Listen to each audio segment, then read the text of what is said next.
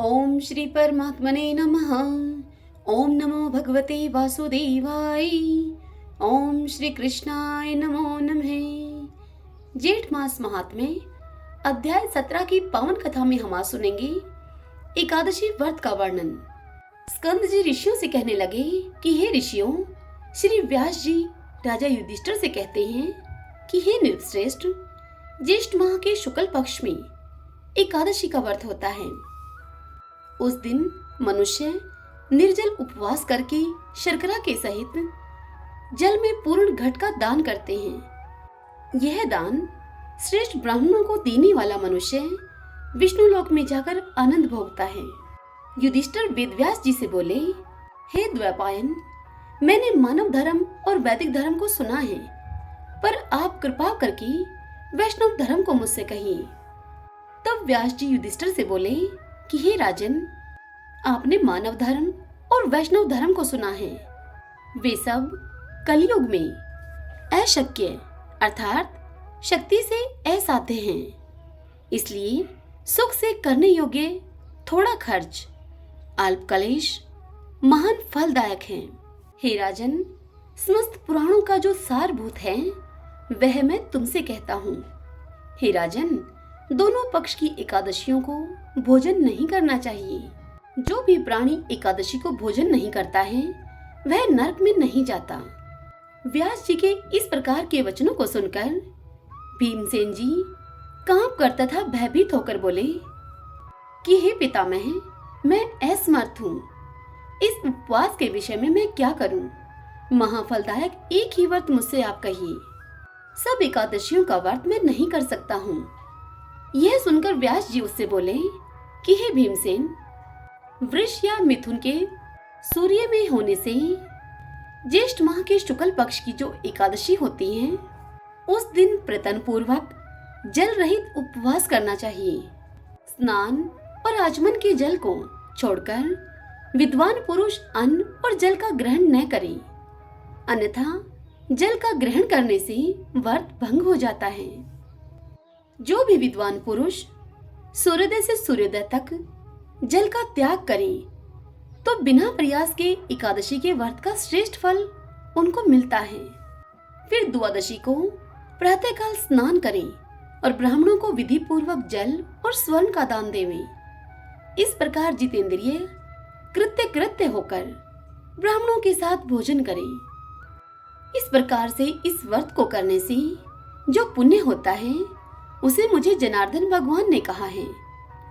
ज्येष्ठ माह के शुक्ल पक्ष की एकादशी के दिन जल रहित निर्जल उपवास का जो फल होता है उसको हे भीमसेन अब तुम सुनो। समस्त दान देने से जो पुण्य, सब तीर्थों में स्नान करने से जो पुण्य, समस्त हवन आदि करने से जो पुण्य फल होता है, वह पुण्य ज्येष्ठ माह के शुक्ल पक्ष की एकादशी के दिन उपवास करने से मिल जाता है। हे वरकोदर, एक वर्ष के अंदर शुक्ल तथा कृष्ण पक्ष की जितनी भी एकादशियां होती हैं वे सब उपवास करने योग्य हैं। इसमें कोई संदेह नहीं है। वे सब एकादशी धन धान्य पुण्य पुत्र और आरोग्य को देने वाली हैं। हे नरव्याघ्र, उन दिनों में उपवास करने से उक्त फल देती हैं। यह मैं तुमसे सत्य सत्य कहता हूँ। एकादशी के दिन उपवास व्रत करने से उस प्राणी के सामने यमराज के दूत नहीं आते हैं, जो कि बड़े भयानक विशालकाय कृष्ण वर्ण दंडपाश से युक्त और अति क्रूर कहे जाते हैं। एकादशी का व्रत करने वाले जो वैष्णव हैं, उनको अंत समय में वैकुंठ को लेकर जाने के लिए पीतांबरधारी, सौम्य स्वभाव वाले, चक्रधारी और मन के समान वेगशाली विष्णु जी के दूत वहां आते हैं और उसको वैकुंठ में लेकर जाते हैं। इसलिए सब उपायों से एकादशी का जल रहित व्रत करने तथा जल और धेनु का दान करने से प्राणी सब पापों से मुक्त हो जाता है। हे नृपश्रेष्ठ, ज्येष्ठ माह के शुक्ल पक्ष की एकादशी को निर्जल उपवास करके अन्न और शर्करा के सहित जल पूर्ण घट का दान श्रेष्ठ ब्राह्मण को देकर प्राणी तीनों पापों से छूट जाता है और वह विष्णु लोक में जाकर विष्णु भगवान के समीप रहकर आनंद करता है। इति श्री ज्येष्ठ मास महात्म्ये एकादशी व्रत वर्णन सप्तदश अध्याय संपूर्ण। हरि ओम तत्सत। ओम नमो भगवते वासुदेवाय। भक्तजनों, आज की यह कथा यहीं समाप्त हुई। इससे आगे की कथा कल हम अगले अध्याय में सुनेंगे। आइए अब हम श्री राम कथा को सुनते हैं। सभी बोलिए श्री रामचंद्र भगवान की जय। श्री सूत जी कहते हैं, हे नैमिषारण्य निवासियों, चक्र तीर्थ से लेकर धनुषकोटि पर्यंत 24 तीर्थों का तुमसे मैंने वर्णन किया। अब और क्या सुनना चाहते हो? तब सभी मुनि बोले कि हे सूत जी, हम लोग शीर कुंड का महात्म्य सुनना चाहते हैं, जिसके समीप आपने पहले चक्र तीर्थ की स्थिति बतलाई है। यह सुनकर सूत जी ने मुनियों से कहा कि हे मुनिवरों, परम पवित्र देवीपुर से पश्चिम में थोड़ी ही दूर पर फुलग्राम के नाम से प्रसिद्ध बड़ा भारी स्थान है, जहां से प्रारंभ करके श्री रामचंद्र जी ने महासागर में सेतु बांधा है। वह फुलग्राम अतिशय पुण्यतम क्षेत्र है। वहां पर महापातकों का नाश करने वाला शीर कुंड है, जो दर्शन, स्पर्श, ध्यान और कीर्तन से भी मोक्ष देने वाला है। प्राचीन काल में दक्षिण समुद्र के तट पर अतिशय पवित्र फुलग्राम में वेदोक्त मार्ग पर चलने वाले मुद्गल नामक मुनि निवास करते थे। उन्होंने भगवान विष्णु को प्रसन्न करने के लिए एक उत्तम यज्ञ का अनुष्ठान किया। उस यज्ञ से संतुष्ट होकर प्रसन्न आत्मा भगवान विष्णु उनके आगे प्रकट हुए। उनकी कांति श्याम मेघ के समान थी। वे पीतांबर से सुशोभित थे। विंता नंदन गरुड़ की पीठ पर बैठे हुए थे। कौस्तुभ मणि उनके वक्षस्थल की शोभा को बढ़ा रही थी। उनके चारों हाथ शंख, चक्र, गदा और पद्म से शोभायमान थे। उनका दर्शन करके मुद्गल मुनि भक्ति और प्रेम से विह्वल हो गए। उनके शरीर में रोमांच हो आया। उन्होंने कानों को सुख देने वाले मधुर शब्दों में भगवान विष्णु का सत्वन किया। मुद्गल बोले, पहले संसार के सृष्टिकर्ता ब्रह्मा जी के रूप में, तत्पश्चात उसका पालन करने वाले विष्णु जी के रूप में, तदंतर जगत का संहार करने वाले रुद्र के रूप में आप भगवान नारायण को मेरा नमस्कार है। मत्स्य और कश्यप रूप धारण करने वाले आप सच्चिदानंदमय प्रभु को प्रणाम है। वराह और नरसिंह रूप धारण करने वाले आपको नमस्कार है। वामन और परशुरामधारी आप भगवान को प्रणाम है। राम और बलराम के रूप में आपको नमस्कार है। श्री कृष्ण, कल्कि तथा विज्ञान आत्मा बुद्ध के रूप में आपको नमस्कार है। हे करुणा सिंधु, हे नारायण, हे जगतपति, आप मेरी रक्षा कीजिए। मैं निर्लज्ज, चुगलखोर, कर्पण, क्रूर, दंभी, दुर्बल, पराई स्त्री, पराये धन और पराये क्षेत्र के लिए सदा लोलुप रहने वाला तथा मन से सबके दोषों पर ही दृष्टि रखने वाला हूँ। हे हरे, कृपा करके मेरी रक्षा कीजिए। महर्षि मुद्गल के इस प्रकार स्तुति करने पर साक्षात भगवान विष्णु मेघ के समान गंभीर वाणी में उनसे इस प्रकार बोले। श्री विष्णु बोले कि हे मुद्गल, मैं तुम्हारे इस स्तोत्र से और यज्ञ से बहुत प्रसन्न हूँ और प्रत्यक्ष रूप से भविष्य को भोग लगाने के लिए तुम्हारे यज्ञ में आया हूँ। यह सुनकर मुद्गल ने कहा कि हे हर्षिकेश, मैं कृतार्थ हो गया। मेरी धर्मपत्नी भी धन्य धन्य हो गई। आज मेरा जन्म सफल हुआ, मेरी तपस्या सफल हुई। मेरा वंश, मेरे पुत्र, मेरा आश्रय और मेरा सब कुछ आज सफल हो गया, क्योंकि आप साक्षात भगवान विष्णु मेरी यज्ञशाला में भविष्य ग्रहण करने के लिए जो आए हैं। योग प्रायण योगी लोग अपने हृदय में जिनकी खोज किया करते हैं, उन्हीं आप नारायण को आज मैं प्रत्यक्ष देख रहा हूँ। ऐसा कहकर भगवान विष्णु के लिए आसन देकर मुनि मुद्गल ने चंदन और पुष्प आदि उपचारों से भगवान को अर्घ्य दिया, उनका पूजन किया और उनके लिए प्रसन्नता पूर्वक पुरोडाश आदि हविष्य अर्पण किया। विश्व भावन भगवान विष्णु ने महर्षि मुद्गल के द्वारा समर्पित उस हविष्य को स्वयं हाथ से लेकर भोजन किया। भगवान विष्णु के द्वारा उस हविष्य के भोजन करने पर अग्नि सहित संपूर्ण देवता तृप्त हो गए। इतना ही नहीं, ऋत्विज, यजमान, वहां के ब्राह्मण तथा जीवलोक में जो कोई भी चराचर प्राणी थे, वे सब के सब तृप्त हो गए। संपूर्ण जगत तृप्त हुआ। तदंतर भगवान विष्णु ने कहा कि हे सुवर्त, मैं प्रसन्न हूँ और वर देने को तुमको उद्यत हूँ, अतः तुम मुझसे कोई वर मांगो। भगवान विष्णु के ऐसा कहने पर महर्षि बोले कि हे प्रभु, आपने प्रत्यक्ष रूप से दर्शन देकर मेरे यज्ञ में हविष्य को भोग लगाया है, इतने से ही मैं कृतार्थ हो गया हूँ। हे प्रभु, इससे अधिक और क्या हो सकता है। तथापि हे भगवान, आप में निश्चल एवं निष्कपट भक्ति सदा मेरी बनी रहे, यह मेरा प्रथम वर है। हे माधव, मैं प्रतिदिन सायंकाल और प्रातःकाल आपके स्वरूपभूत अग्नि की तृप्ति एवं आपकी प्रीति के लिए गाय के दूध से हवन करना चाहता हूँ। मेरी यह इच्छा पूर्ण हो, यह मेरे लिए दूसरा वरदान है। मुद्गल जी के ऐसा कहने पर भगवान नारायण ने अमृत भोजी देवता विश्वकर्मा शिल्पी को बुलाकर उनके द्वारा एक सुंदर सरोवर का निर्माण करवाया। विश्वकर्मा ने उसे चारों ओर से 4 दीवारी आदि लगवाकर सब प्रकार से उसे सुशोभित कर दिया। उसके बाद भगवान ने सुरभि को बुलाकर कहा कि हे सुरभि, ये मेरे भगत मुद्गल जी प्रतिदिन मेरी प्रसन्नता के लिए दूध से हवन करना चाहते हैं, अतः तुम मेरे आदेश से नित्य सवेरे और संध्या के समय यहाँ पर आकर इस सरोवर को दूध से भर दिया करो। सुरभि ने कहा कि बहुत अच्छा, और यह कहकर भगवान की आज्ञा उसने स्वीकार की। फिर भगवान ने मुद्गल जी से कहा कि हे ब्राह्मण, इस सरोवर में सदा सुरभि का दूध विद्यमान रहेगा। तुम उसके द्वारा प्रतिदिन सायंकाल और प्रातःकाल मेरी प्रसन्नता के लिए अग्नि में होम करो, इससे मैं तुम पर प्रसन्न रहूंगा और मेरी प्रसन्नता से तुम्हें संपूर्ण सिद्धि प्राप्त होगी। यह क्षीर सरोवर नाम से विख्यात तीर्थ होगा। इसमें स्नान करने वाले मनुष्यों के 5 महापातक तथा अन्यान्य पाप तत्काल नष्ट हो जाएंगे। हे मुद्गल, तुम देहवसान होने पर सब बंधनों से मुक्त होकर मुझे प्राप्त होगी। इस प्रकार मुद्गल से यूं कहकर भगवान विष्णु ने मुद्गल को हृदय से लगा लिया।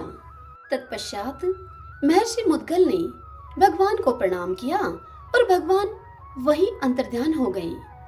भगवान विष्णु के चले जाने पर महर्षि मुद्गल ने प्रतिदिन सुरभि के दूध से श्री हरि की प्रसन्नता के लिए अग्नि में आहुति करते हुए मोक्षदायक फुलग्राम में अनेक 100 वर्ष तक निवास किया। तदंतर देहांत होने पर उन्होंने भगवान विष्णु का सायुज्य प्राप्त कर लिया। श्री सूत जी इस कथा को आगे सुनाते हुए ऋषियों से कहते हैं कि अब मैं कपि तीर्थ के महात्म्य का तुमसे वर्णन करता हूँ, जिसे पूर्व काल में सभी वानरों ने मिलकर गंधमादन पर्वत पर निर्माण किया था। उस तीर्थ को बनाकर वानरों ने उसमें हर्ष पूर्वक स्नान किया और तीर्थ के लिए इस प्रकार वर दिया, जो भी मनुष्य भक्ति से विनीत चित होकर इस तीर्थ में स्नान करेंगे, वे महापातकों से मुक्त होकर मोक्ष के भागी होंगे। इस तीर्थ में गोता लगाने वाले पुरुषों को नरक का भय नहीं होगा। इसमें स्नान करने वाले लोगों को दरिद्रता नहीं प्राप्त होगी। यमराज की यातना भी नहीं भोगनी पड़ेगी। इस प्रकार इस तीर्थ के लिए वरदान देकर कपीश्वरों ने दशरथ नंदन श्री रामचंद्र जी को प्रणाम करके उनसे भी प्रार्थना की। उनसे कहा कि हे स्वामिन, आप भी इस तीर्थ के लिए अद्भुत वरदान दें। वानरों के इस प्रकार प्रार्थना करने पर उनकी प्रीति के लिए श्री रामचंद्र जी ने हर्ष पूर्वक उस तीर्थ को वरदान दिया। इस तीर्थ में गोता लगाने वालों को गंगा स्नान का फल मिलेगा, प्रयाग स्नान का पुण्य प्राप्त होगा उन्हें, तथा सब तीर्थों के फल की उन्हें प्राप्ति होगी। यह अति उत्तम तीर्थ कपियों के द्वारा बनाया गया है, इसलिए संसार में कपि तीर्थ के नाम से इसकी प्रसिद्धि होगी। अतः मोक्ष की इच्छा रखने वाले पुरुषों को इस तीर्थ में अवश्य स्नान करना चाहिए। प्राचीन काल की बात है, कुशिक वंश में विश्वामित्र नामक राजा हुए हैं। एक समय महाराज विश्वामित्र ने अपने राज्य का निरीक्षण करने के लिए विशाल सेना के साथ पृथ्वी पर घूमना प्रारंभ किया। अनेक देशों में घूमकर वे वशिष्ठ जी के आश्रम पर गए। महात्मा वशिष्ठ जी ने अपने कामधेनु के प्रभाव से राजा विश्वामित्र का उत्तम आतिथ्य सत्कार किया। कौशिक विश्वामित्र ने कामधेनु का प्रभाव जानकर वशिष्ठ जी से वह सब मनोरथों को देने वाली गाय मांगी। तब वशिष्ठ जी ने उसे देना अस्वीकार कर दिया। तब वे बलपूर्वक उस गाय को खींचकर ले चले। कामधेनु ने मलेच्छों की बहुत बड़ी सेना उत्पन्न की, जिससे कि विश्वामित्र को हार खानी पड़ी। तब उन्होंने महादेव जी की आराधना करके उनसे अनेक प्रकार के अस्त्र शस्त्र प्राप्त किए और वशिष्ठ जी के आश्रम पर जाकर उन सब का प्रयोग आरंभ कर दिया। विश्वामित्र ने सब अस्त्र चलाए, ब्रह्मास्त्र भी उन्होंने प्रयोग किया, परंतु ब्रह्मानंदन वशिष्ठ जी ने अपने तपोबल से एकमात्र ब्रह्मादंड के द्वारा विश्वामित्र के उन सब अस्त्रों को नष्ट कर दिया। इस प्रकार पराजित होने पर विश्वामित्र को बड़ी लज्जा हुई। अब वे स्वयं ब्राह्मणत्व प्राप्ति के उद्देश्य से तपस्या करने के लिए वन में चले गए।